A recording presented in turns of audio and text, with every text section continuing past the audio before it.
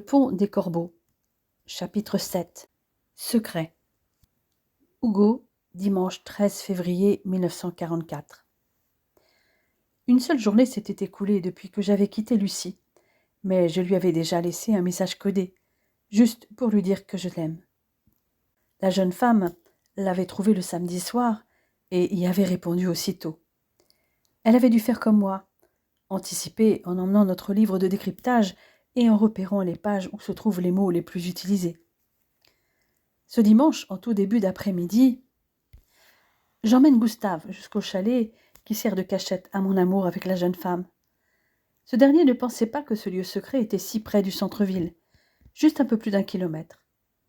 Il ne s'étonne pas de voir mon regard s'illuminer en trouvant avec la clé un petit billet. Un petit mot d'amour de ta Juliette, Roméo ? Ne nie pas. Ça se voit rien qu'à ta tête.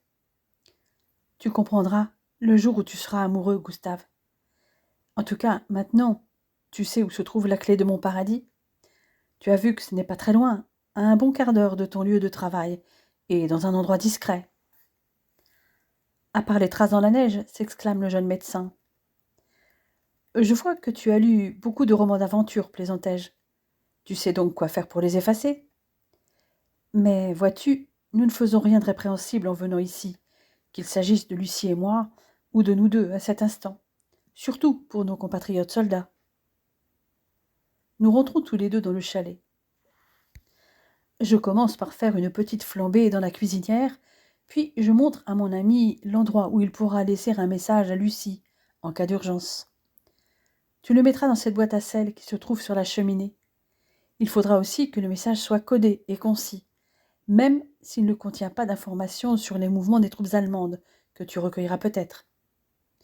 Le médecin opine du chef, bien que je sois certain qu'il trouve ces précautions excessives s'il n'y a pas d'informations relatives à la résistance, aux forces de police ou aux occupants. Les pensées de mon camarade se lisent sur son visage, et je lui déclare que ce sera un bon entraînement. « Tu te rappelles l'époque où nous étions scouts ?» lui demandai-je. « Oui, évidemment. Un très bon souvenir en ce qui me concerne. Pour les jeux de piste et les chasses au trésor, nous avions appris des codes secrets. » « Oui, je me rappelle. Des mots en miroir et d'autres trucs du genre. » « Est-ce que tu te souviens du code des francs-maçons ?»« Oui, à peu près. C'est celui avec une première grille, comme une grille de morpion, mais avec 9 lettres, une seconde avec les 9 lettres suivantes associées à des points, et 2 séries de 4 lettres en croix, dont la seconde comporte les 4 dernières lettres de l'alphabet avec des points. » En effet, Lucie connaît aussi ce code. Mais attention, rédige ton message en français, pas en allemand. Ça ira ? Je pense. Par écrit, c'est plus facile. Je lui propose de faire un essai, et j'ai prévu à cet effet papier et crayon. Au début, le médecin dessine les 2 grilles de 9 lettres et les 2 de 4 lettres disposées en croix. Le tout est de ne pas se tromper dans la disposition des points. Il hésite un instant pour la position des points de la ligne du centre pour désigner les lettres M, N et O. Il n'a pas fait cela depuis ses 13 ou 14 ans. Je l'observe en silence. Puis, il rédige un message bref. J'en prends connaissance et souris. « Bonjour, Lucie. C'est tout ce que tu as trouvé ? Tu ne t'es pas foulé la rate. Ce n'était pas l'objectif ? Tu voulais vérifier si je savais encore coder. Eh bien voilà le résultat. J'en conviens. Le but est atteint. C'est déjà un point positif. Tu veux boire quelque chose de chaud ? Proposai-je à mon ami. Du thé, par exemple ? Puisque tu me le proposes, allons-y.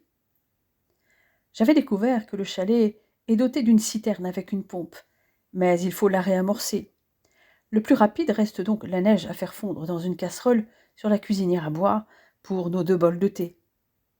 Je sors de ma poche une enveloppe dans laquelle j'ai mis quelques cuillères de thé et un mouchoir contenant quelques morceaux de sucre. « Hugo Steinert, est-ce que par hasard tu aurais chippé ce thé et ces sucres majestiques ?»« Bien vu, Sherlock. Tu ne vas pas me dénoncer tout de même. C'est bien tentant, mais tu es mon ami. En plus, je suis devenu ton complice. J'ai même piqué des compresses pour servir de passoire. »« Ben voyons, glousse Gustave. Le médecin profite que je prépare le thé pour visiter les lieux Et bien entendu, il tombe sur la chambre que j'ai réaménagée avec sa vue donnant sur la vallée plein sud. « Dis-moi, les draps et la couverture aussi viennent du Majestic, ricane-t-il. Tout ça pour votre nid d'amour où vous n'avez batifolé qu'à moitié ? Tu m'expliqueras, parce que, vois-tu, je n'arrive pas à concevoir le concept. Tu veux peut-être un dessin, ironisai-je. Ma foi, pourquoi pas ? Il revient vers la cuisine et s'assied face à moi. Sans nous concerter, nous réchauffons nos mains autour des 2 bols de thé que j'ai servis et posés sur la table. Est-ce que, par hasard, cela signifie que vous vous êtes contenté de bisous et de caresses comme 2 adolescents, ou est-ce que vous êtes allé un peu plus loin ? Option 2. Ne me dis pas que tu ne sais toujours pas si ta dulcinée est vraiment bien fichue. Elle est très bien fichue, comme tu dis, de la tête aux pieds. Ça te va ? Je ne sais même pas pourquoi je te raconte tout ça d'ailleurs. Ce sont mes oignons. Gustave rit sous le cap. Il sait très bien que ces taquineries me mettent les nerfs à vif. Néanmoins, il continue à masticoter. Et elle sait comment toi, tu es fichu, puisqu'elle s'est occupée de toi après ton sauvetage. D'après ce que j'ai compris, tu as failli mourir congelé. Donc, pour te réchauffer, il fallait te débarrasser de tes vêtements gelés. Et c'est elle qui s'en est chargée, puisque, d'après tes dires, elle t'a sauvé la vie. Quelle perspicacité, docteur Buchholz ! Elle t'a donc vu dans ton plus simple appareil. Certes, tu n'étais pas au meilleur de ta forme. Mais depuis... Quoi ? Elle t'a revu en tenue d'Adam, en meilleure forme ? Je me revois avec Lucie, 2 jours auparavant, tous les 2, sans aucun vêtement. J'arrive encore à percevoir la sensation de la peau douce de la jeune infirmière sous mes doigts, et plus encore, celle de sa main fine que j'avais guidée jusqu'à mon sexe afin qu'elle le caresse. Gustave m'observe, narquois, dans mon monde, le regard dans le vague. Il n'a aucun mal à deviner où et surtout avec qui. Nos yeux se croisent. « Alors ?» insiste le médecin. « Oui, soupirai-je. Et arrête de faire l'andouille. Tu as très bien compris jusqu'où nous sommes allés. Tu n'es pas un carabin pour rien, à toujours parler de sexe. » Gustave comprend que ce n'est pas la peine d'insister. Il boit son thé en silence tout en continuant de me dévisager alors que je suis repartie dans mes songes. Je sais ce qui lui passe par la tête. Il pense que je suis vraiment fou amoureux de ma Lucie. Eh bien oui, rien n'est plus vrai. Quand il me voit sortir un livre de ma poche et commencer à coder un message, il ne pose aucune question. Il sait déjà que je rédige un message pour Lucie. J'ai repéré d'avance les pages et je note rapidement toute une série de nombres. 11.12.6, 15.23.5, 11.25.8, 119.1.8, 212.4.6, 108.14.11 souligné, 146.18.1, 116.16.1, 109.4.6, 11.2.6, 107.25.12, 109.16.8, 19.23.9 et 16 en chiffres romains. Eh bien, dis donc, je vois que tu es habitué à lui envoyer des messages. Tu es vraiment mordu. Tu as beau m'avoir dit que tu étais amoureux, je ne pensais pas que c'était à ce point. Je te promets de veiller sur elle, Hugo, précise le médecin d'un air très sérieux. Je lui donne une tape amicale dans le dos en guise de remerciement. Tu m'as aussi dit de t'appeler en cas d'urgence et d'utiliser un code, poursuit-il. J'y ai un peu réfléchi. Par exemple, si je mentionne dans la conversation « rappel de vaccin », ça voudrait dire que ta Lucie va débouler à Annecy. Prise de sang, qu'il faut que tu viennes de toute urgence. Et radio, que j'ai bien reçu ton message. Pas mal, mais il faudra affiner encore. De mon côté, je peux avoir à te demander de transmettre un message à Lucie. Par exemple, si j'évoque des douleurs à la tête, suite à mon traumatisme crânien, cela voudrait dire que des renforts arrivent dans la vallée de Chamonix. Si je te demande une consultation, avec une date, ce sera pour demander à Lucie de venir à Annecy. Nous continuons à discuter jusqu'à 16h30, mettant au point notre code. Le jour déclinant, on nous incite à quitter le chalet, dans lequel j'ai laissé le feu s'éteindre. Avant de partir, je glisse mon message avec la clé dans sa cachette habituelle. Je viendrai chercher la réponse demain dans la matinée. Germaine Chamel, à l'hôtel du Buet et de la Gare, le même jour à Valorcine. Ce matin, le jeune couple arrivé hier pour profiter des joies de la neige, d'après leur dire, et que j'avais accueilli sans croire à leur histoire, a quitté l'hôtel. Ils sont trop peu équipés pour être venus pratiquer un quelconque sport d'hiver. J'ai essayé de leur faire comprendre que je peux les aider, mais ils ont refusé poliment. Ils sont partis très tôt après leur petit déjeuner, sans doute pour trouver un guide. Je ne les ai pas revus de la matinée, mais les voilà qui réapparaissent, manifestement abattus. Je les interpelle. « Madame et monsieur Desrosiers, je dois vous prévenir. Un gendarme est venu pour vérifier vos identités.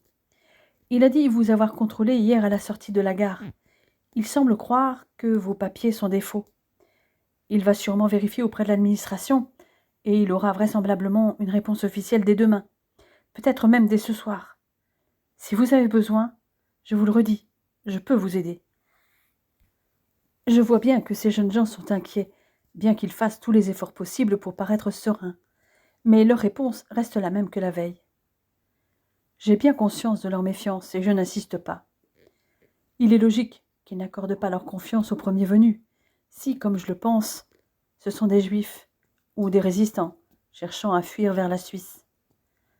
Je les regarde s'éloigner vers l'escalier qui mène aux chambres. Il faut leur laisser le temps de réfléchir. J'ai fait ce que j'ai pu pour les mettre en confiance. J'espère qu'ils changeront d'avis et reviendront vers moi, car ils sont en réel danger. Les étrangers qui débarquent à Valorcine, le plus souvent par le train, sont vite repérés par les gendarmes et les habitants. Et depuis que les Allemands sont là, les contrôles d'identité se sont multipliés. Et les fuyards qui tentent l'aventure en solitaire sont plus démunis que ceux qui savent à qui s'adresser grâce aux correspondants des filières clandestines. Lorsqu'ils redescendent pour le repas, le jeune homme me demande discrètement si je peux les rejoindre dans leur chambre après le service du midi. J'acquiesce d'un signe de tête. La salle de restaurant est loin d'être pleine, mais il y a de l'animation du côté du café, avec les jeunes gens de la troupe de théâtre de l'abbé Payot qui se donnent la réplique d'une pièce comique. Certains d'entre eux sont aussi membres de la chorale, créée par le curé, qui leur enseigne le solfège, leur apprend le chant à 4 voix, organise les répétitions. Perfectionnistes, il les entraîne à l'art choral dans l'église ou une salle de la cure, alors que les répétitions de la troupe théâtrale ont lieu dans une salle de la mairie. Jules, mon mari, est derrière le comptoir. Lorsqu'il voit une patrouille allemande passer devant l'hôtel avec leur chien, il ne peut s'empêcher de pester. Ancien poilu, il voue au Boche une haine farouche et a tendance à l'exprimer à voix haute. Une fois de plus, je dois intervenir. « Parle plus bas, Jules, et évite tes commentaires habituels. Tu vas nous faire remarquer. »« T'inquiète, rétorque-t-il. Je sais à qui j'ai affaire avec les personnes qui sont dans le café. Je suis prudent. Je les connais bien tous, ces gamins. Ils sont de la GAC. » Cette réponse ne me satisfait pas outre mesure, car l'ambiance n'est plus aussi sereine à Valorcine depuis que les Allemands ont remplacé les Bersaglieri avec leurs amusants chapeaux à plumes. Ces derniers étaient plutôt conciliants. Beaucoup parlaient français, parfois même avec quelques mots du patois valorcin. Et puis, il y avait beaucoup de descendants d'Italiens installés dans la vallée. Cela facilitait les relations avec ces occupants qui n'avaient pas changé grand-chose à la vie des habitants du village. C'est loin d'être la même chanson avec les Allemands. L'angoisse s'est installée et a augmenté au fur et à mesure des nouvelles venant de l'ancienne zone occupée sur les horreurs perpétrées par les nazis et leurs complices de Vichy. Pénuries, rafles, Gestapo, SS, arrestations, tortures, déportations, tueries. Désormais, dans l'ancienne zone italienne, tout le monde se méfie de son voisin, puisque d'un côté, il y a les collaborateurs et sympathisants du régime nazi, et de l'autre, les résistants et les opposants. Cependant, Valorcine est un monde à part. Tout le monde sait dans quel camp est le curé, malgré sa discrétion sur son activité. Et parmi les habitants, Il y a d'un côté ceux qui l'aident, de l'autre les sceptiques qui se taisent. Le problème ne viendrait donc pas des habitants, mais de ceux qui viennent de l'extérieur, y compris de la vallée de Chamonix. Il faut être vigilant, car en plus des gendarmes et des douaniers dépendants de Vichy, il y a maintenant les patrouilles des militaires allemands, bien plus présentes que celles des Italiens, les sinistres camions avec les croix noires qui viennent de Chamonix, sans qu'on sache s'il s'agit de la relève ou de renfort.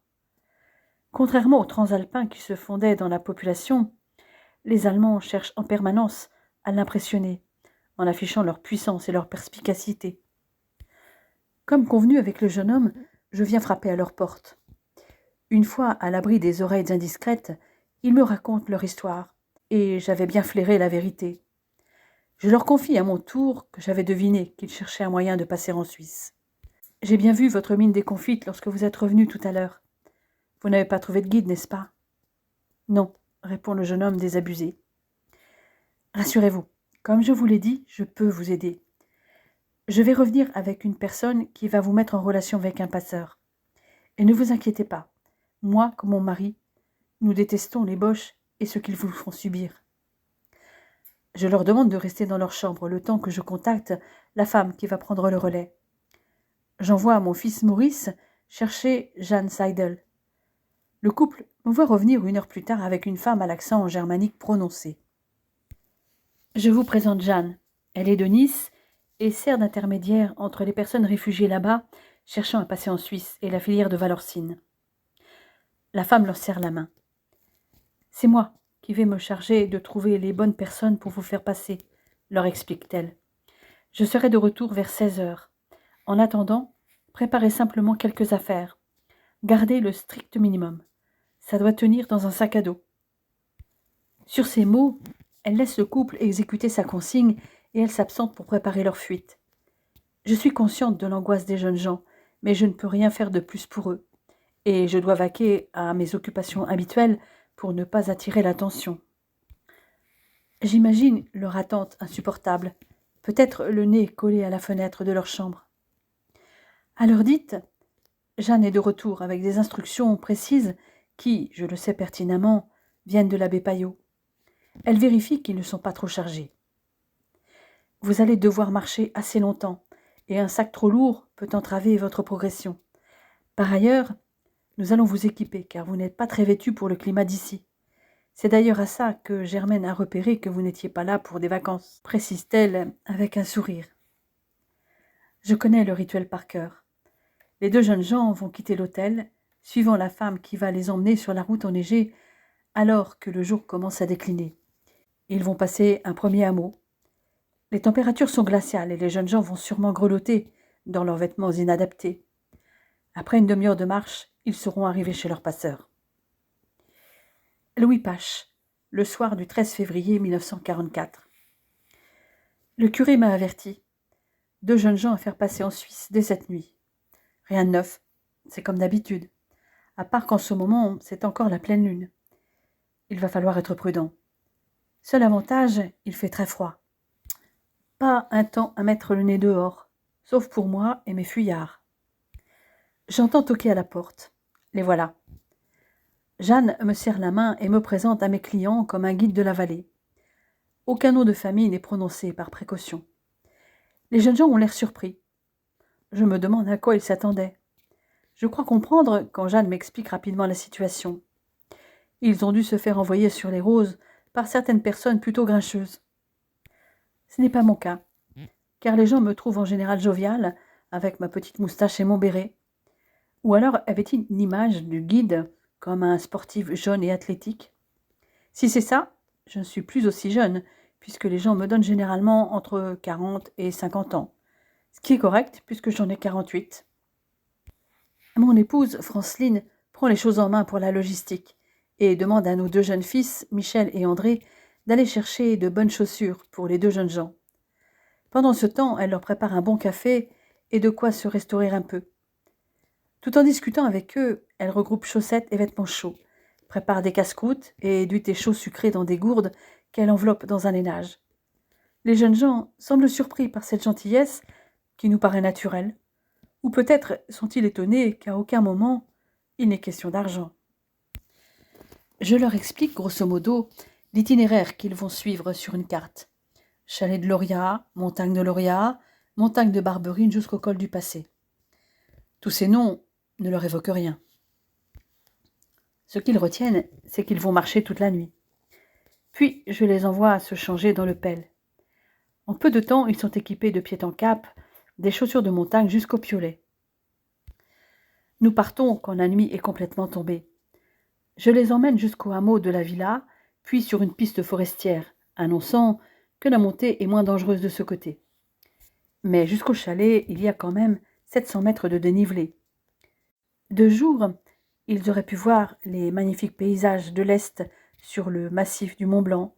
Cependant, de nuit, la montée leur paraît longue et monotone, en plus d'être assez raide pour leurs conditions physiques.